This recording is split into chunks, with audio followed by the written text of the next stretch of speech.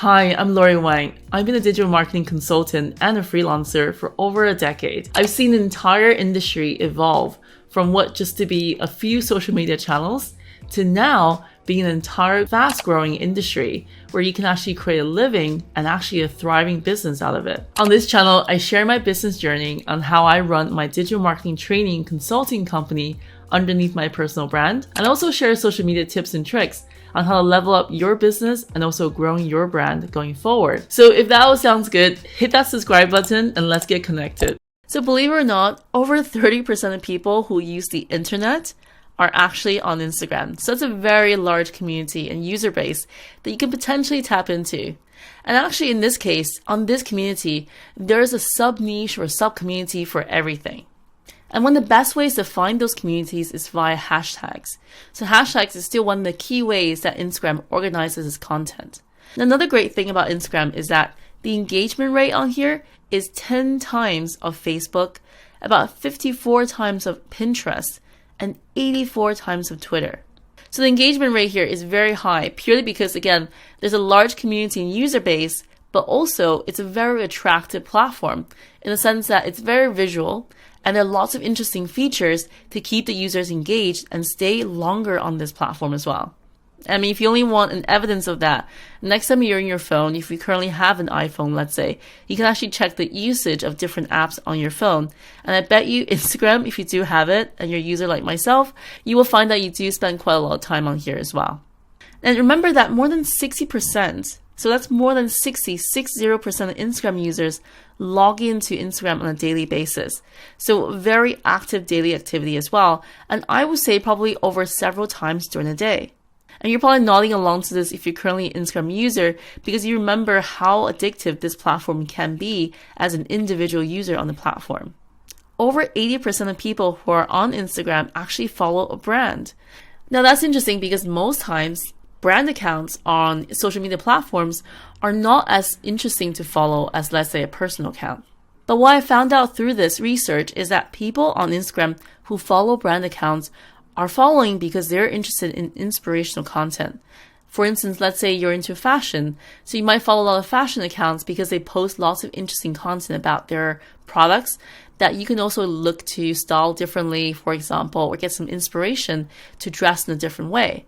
So again, people really follow brands for that inspiration, for that usefulness of the content. And that's something to keep in mind when you're creating content for your followers.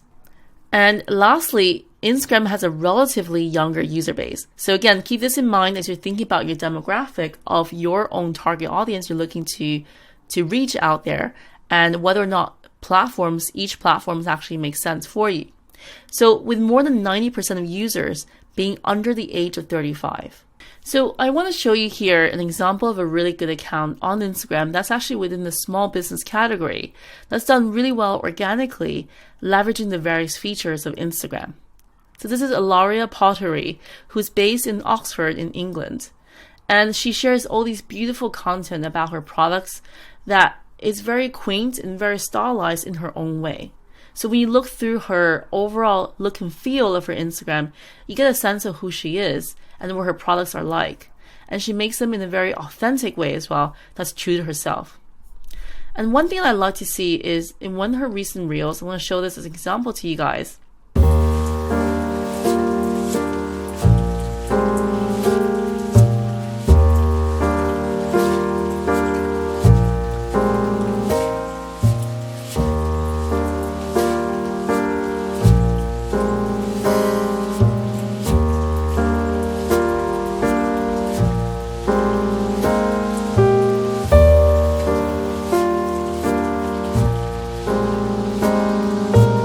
So you get a sense of how her videos are like in the sense that she's showing her process. So remember what I said earlier in one of the previous modules is that when you show your work in the process of how you're making your products, people are really interested in that type of content as well.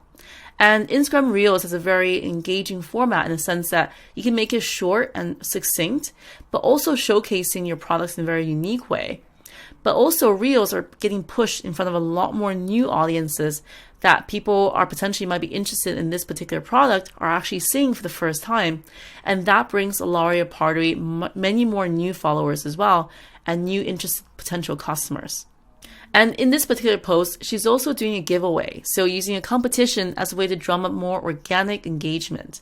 So in this case, she's saying, my spring collection is live and it's a giveaway time.